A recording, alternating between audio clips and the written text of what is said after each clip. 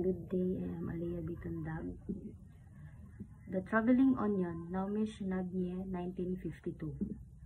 When I think how far the onion has traveled just to enter my stew today, I could kneel and praise all small forgotten miracles.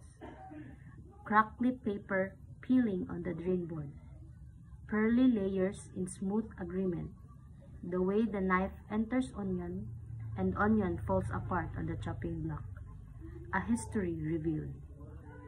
And I would never scold the onion for causing tears. It is right that tears fall for something small and forgotten. How at meal we sit to eat, commenting on texture of meat or herbal aroma, but never the translucence of onion, now limp, now divided, or its traditionally honorable career, for the sake of others, disappear. Thank you.